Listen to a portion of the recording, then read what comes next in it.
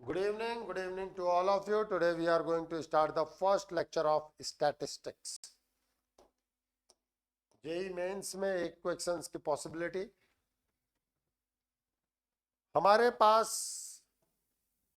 दो तरीके के डेटा होते हैं। मेनली जो ब्रॉडली हम देखते हैं उसमें है ungroup data. If individual data is given then that is called ungrouped data. हमारे तन्मय ने एक इंडस्ट्री खोली।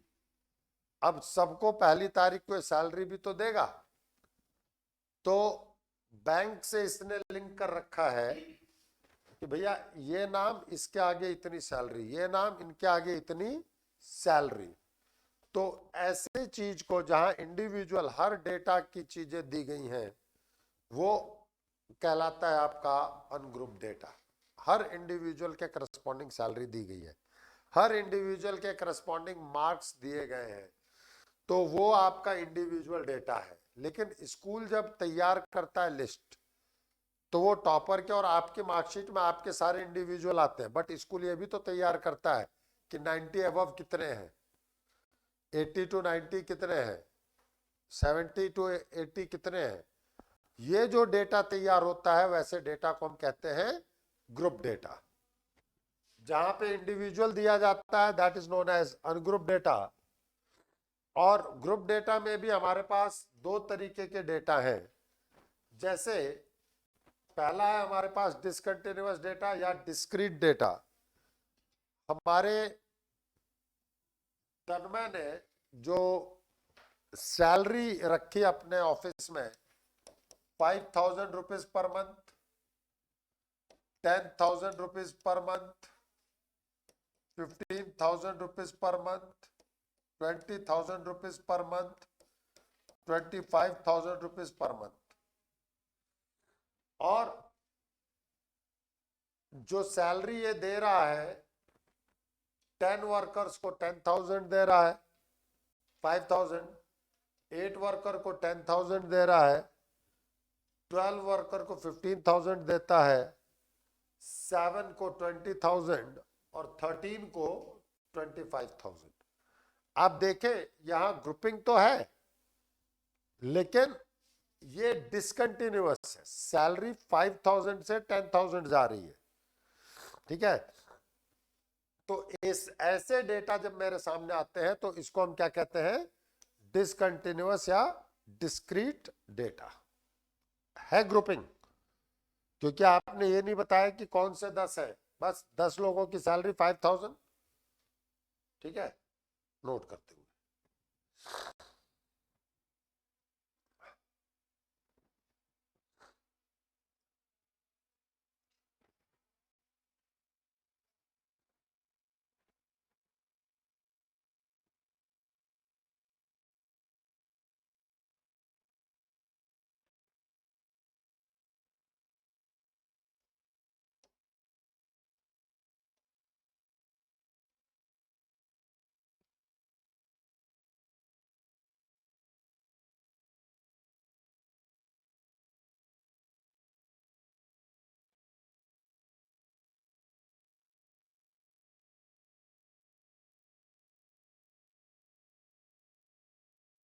चले आगे।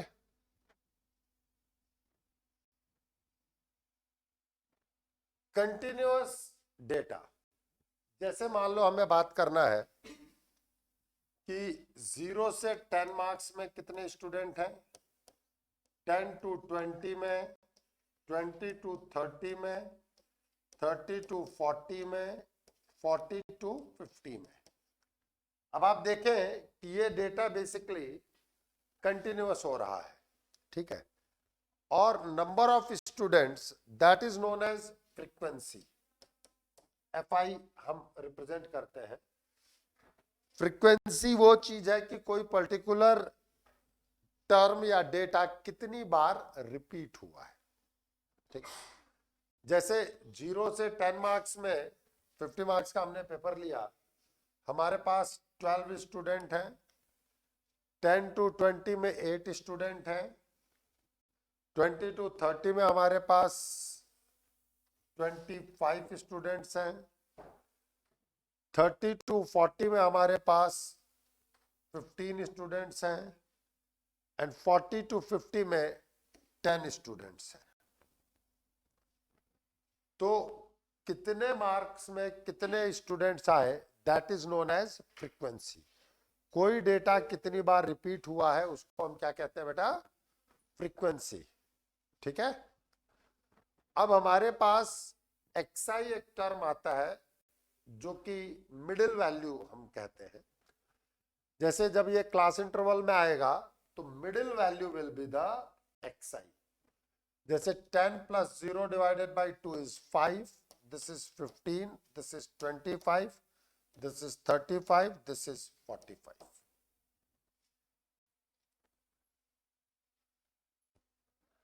ठीक है। ये दो तरीके, तीन तरीके के हमारे पास, बेसिकली दो तरीके के हैं।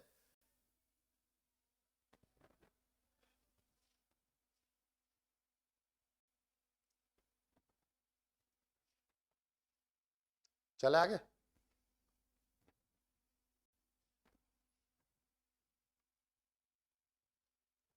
जो हम बात करते हैं मीन, मीन का मतलब आपके एवरेज से है या अरिथमेटिक मीन से है। हम अनग्रुप डेटा के बारे में बात करेंगे। अगर मेरे पास n चीजें अवेलेबल हैं, n डेटा अवेलेबल है, जैसे मान लेते हैं कि हम हर इंडिविजुअल के मार्क्स दे दें और आपसे पूछा जाए कि क्लास का एवरेज मार्क्स कितना है, तो आप सबके मार्क्स को, अगर 50 स्टूडेंट्स है तो 50 स्टूडेंट्स के मार्क्स को ऐड करके डिवाइडेड बाय 50 करते हैं। That is known as average और मीन। उसके कैलकुलेशन के तरीके अलग अलग होते हैं। This is known as your mean और एवरेज। हर डेटा को ऐड करके divided by total number of data n। कभी कभी हम इसको स्मॉल n से रिप्रेजेंट करेंगे, कई बार हम इसको कैपिटल N से भी रिप्रेजेंट करेंगे।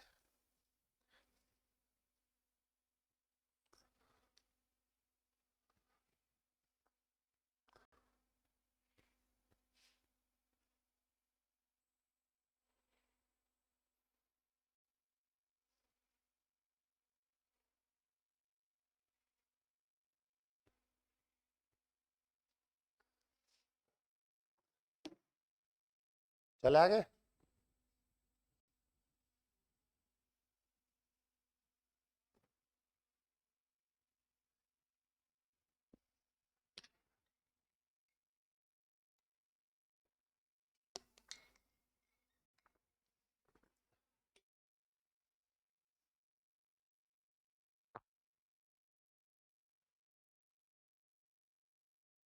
फॉर ग्रुप डेटा, जैसे हमने बात किया था तन्मय, तन्मय ने जो सैलरी दी थी,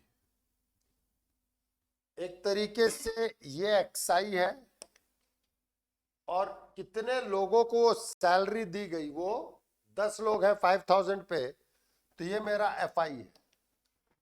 एक तरीके से 5000 जो है वो 10 बार ऐड किया जाए या 5000 को हम 10 से मल्टीप्लाई कर दें, एक ही बात रहेगी कि नहीं रहेगी भाई? बेसिक थंब रूल एक ही है, and that basic thumb rule is कि हम सारे डेटा को ऐड करके divided by total number of data करने जा रहे हैं, एवरेज या मीन के लिए या अरिथमेटिक मीन के लिए।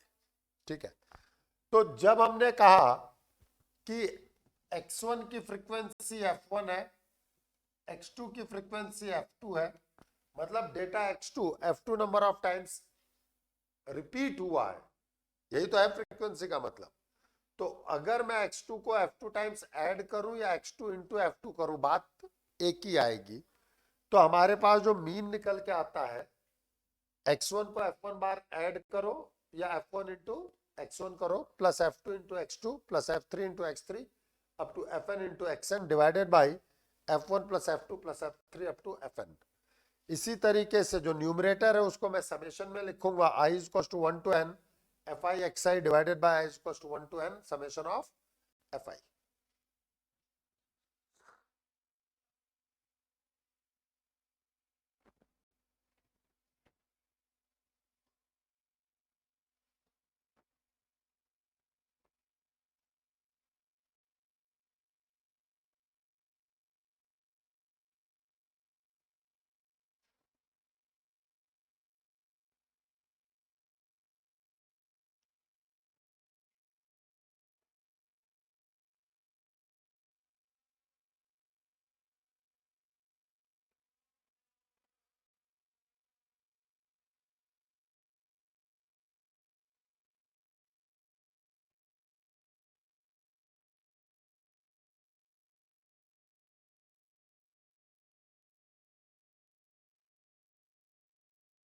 चले आगे।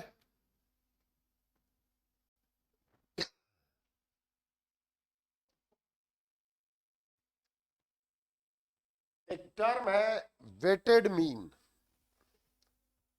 बहुत बार बच्चे इसको पढ़ते हैं लेकिन इसका मतलब नहीं समझते हैं। हम कहते हैं एक्सआई का वेट है डब्ल्यू आई। दो बार दो तरीके से समझना। फॉर्मूले में तो एफ आई को हम डब्ल्यू आई से रिप्लेस कर देते हैं, summation of W I x I upon summation of W I. इसको इस तरीके से समझने की कोशिश करना, जैसे मान लो कि हमारे डेमोक्रेसी में एक आदमी का वोट एक ही काउंट होता है। उसमें आप इलिटरेट हैं या आप पीएचडी होल्डर हैं, इससे कोई लेना देना नहीं होता है। ठीक है। अनसोशल एलिमेंट का भी एक ही वोट है और एपीजे अब्दुल कलाम जैसे लर्नेड पर्सन का भी एक ही वोट है। Are you getting my point? अगर हम इसको एजुकेशन से रिलेट करें, लेट अस सपोज कि एक ऐसा कैंडिडेट जो बिल्कुल पढ़ा लिखा नहीं है, मतलब 5th की पासिंग सर्टिफिकेट उसके पास नहीं है, तो उसका एक आदमी का एक ही वोट काउंट होगा। अगर उसके पास 5th की मार्कशीट है तो ऐसे आदमियों के जो वोट करेंगे किसी भी, चाहे फेवर में चाहे अगेंस्ट, हम एक हेड को 2 वोट काउंट करेंगे।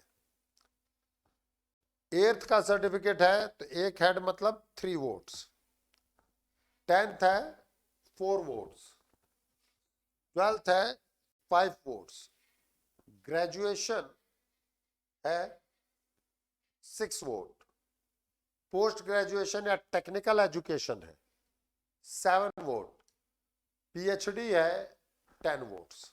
तो एक तरीके से आपने एक पर्टिकुलर आदमी के एजुकेशन को उसकी वेटेज दे दी, हाँ या ना? That is known as weight. ठीक है, कि कोई चीज कह कौन रहा है, उसका कितना क्या वेट है, that is known as weight. और उसका जो मीन आता है that is known as weighted mean. फॉर्मूले में कोई खास अंतर नहीं है। डब्ल्यू आई, डब्ल्यू को हमने वेट से रिप्रेजेंट किया है तो W1 x1, W2 x2 plus up to WN xn divided by W1 plus W2 up to WN। तो summation of WI xi upon summation of WI।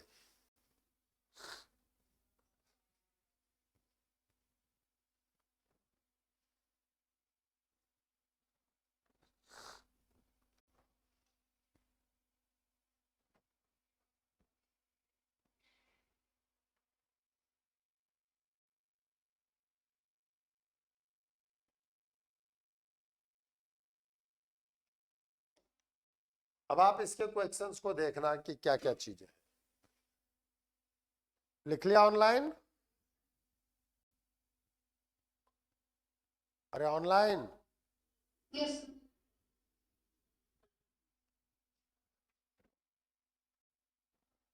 Question लिखे। If weight of first n natural numbers is square of number, then find the weighted mean of first n natural numbers। ध्यान दीजिएगा सभी लोग, x बार weighted निकालना है तो W1 x1 plus W2 x2 up to WN xn divided by W1 plus W2 plus W3 up to WN।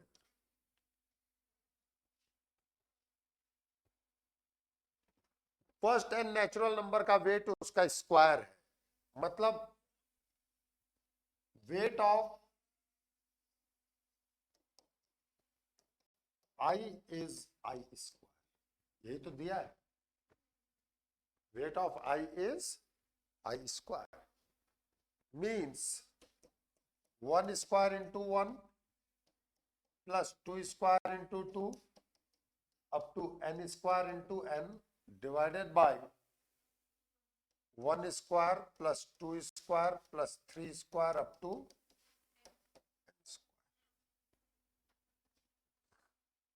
yes or no? Means n plus 1 by 2 का whole square divided by n plus 1 2n plus 1 by 6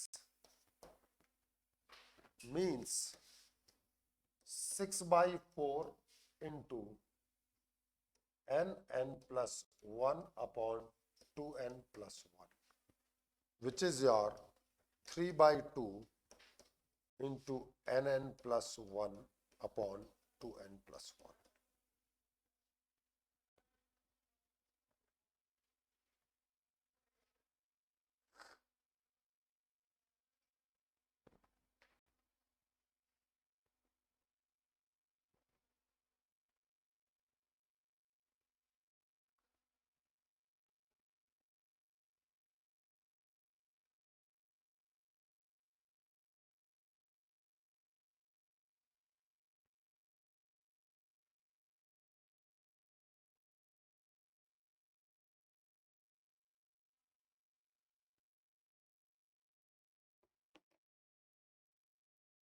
चले आगे। अब देखो इसको हम कैसे और relate करते हैं। If weight of whole number r is NCR, then find the weight of first n plus 1 whole numbers. Weighted mean of. If weight of whole number r is NCR, मतलब 0 का वेट कितना है? NC0, 1 का wait NC1, 2 का wait NC2, तो n plus 1 का wait NCN। भाई n plus 1 whole number is nothing but n.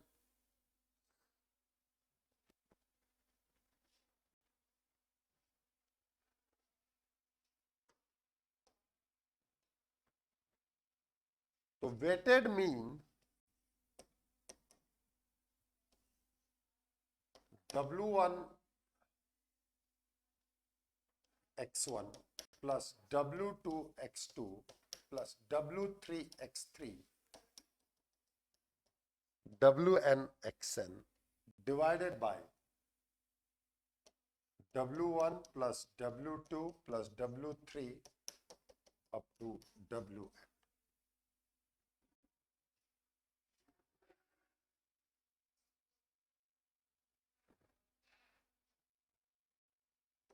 तो NC0 into 0 plus NC1 into 1 plus NC2 into 2 plus NCN into n divided by NC0 plus NC1 plus NC2 up to NCN. Binomial theorem.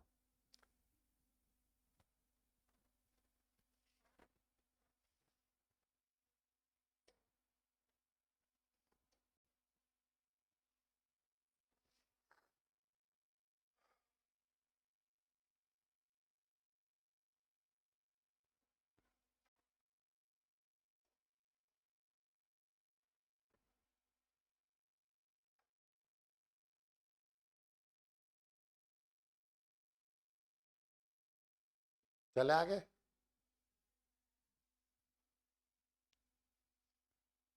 अब आप सोचें कि binomial theorem में आपने क्या पढ़ा।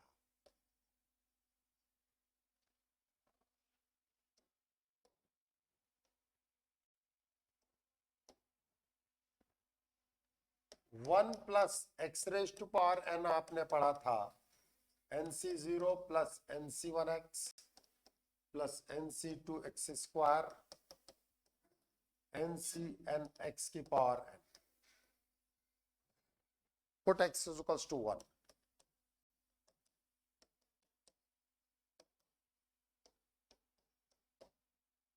तो 2 रेज टू पावर n है इसकी value.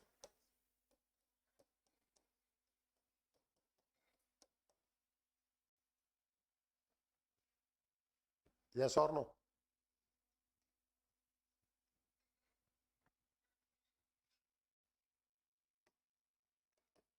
Differentiate equation 2 with respect to x.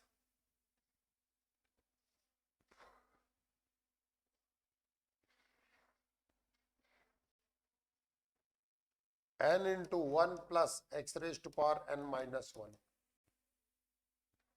0 into nc 0. 1 into nc 1 plus 2 into nc 2x. N into nc n x raised to power n minus 1.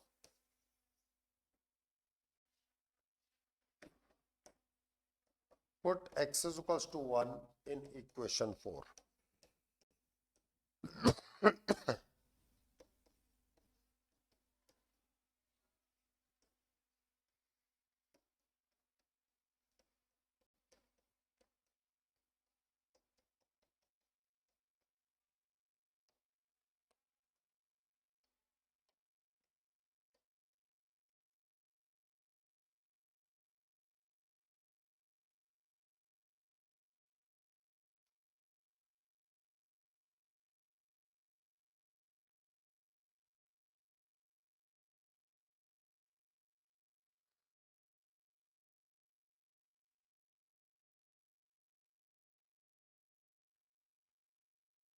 नहीं समझ में आई?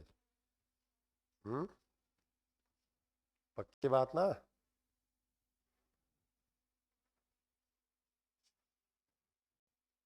चले आगे ऑनलाइन विंध्या, कोई दिक्कत?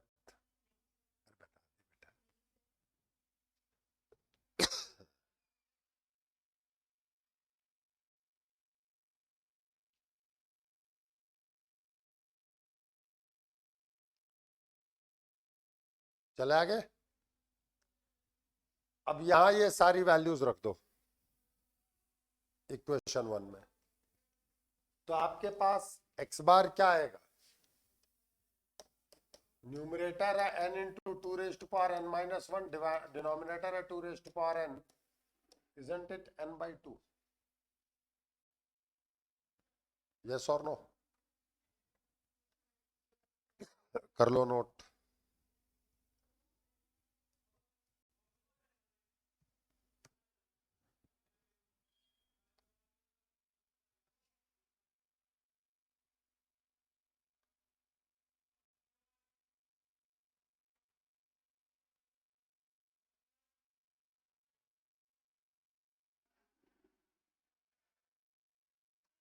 Any problem to anyone?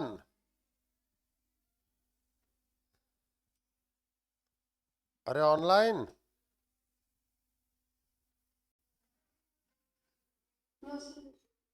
चलो फिर एक अगला क्वेश्चन करते हैं। Find the mean of the following table.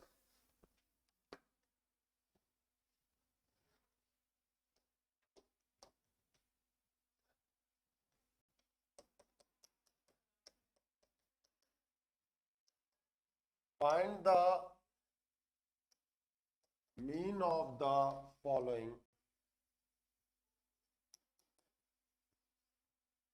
Data कह लें या टेबल कह लें। हमारे पास है मार्क्स,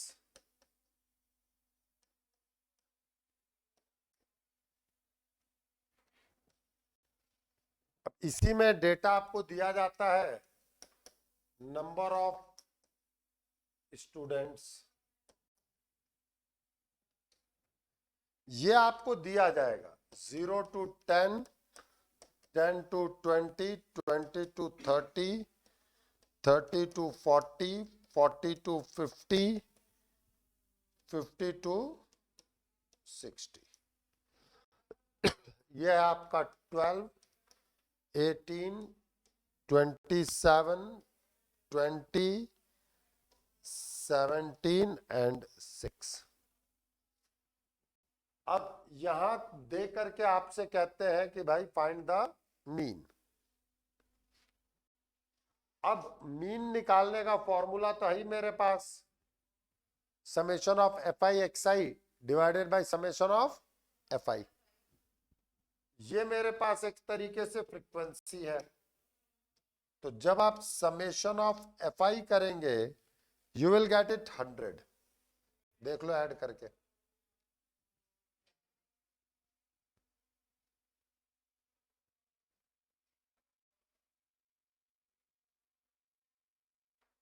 नहीं है? 100 है कि नहीं है?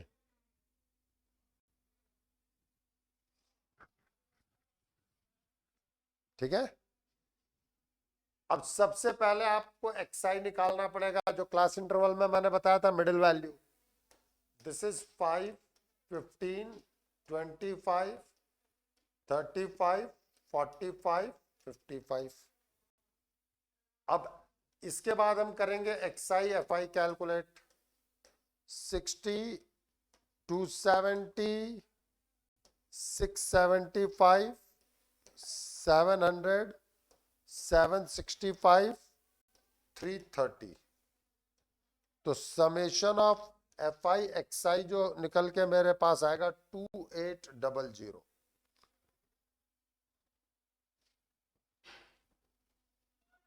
बताओ किसी को यहां तक में कोई दिक्कत है?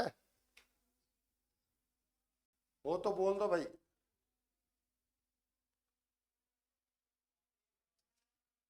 मतलब सिंपल सिंपल सा प्रोसेस है।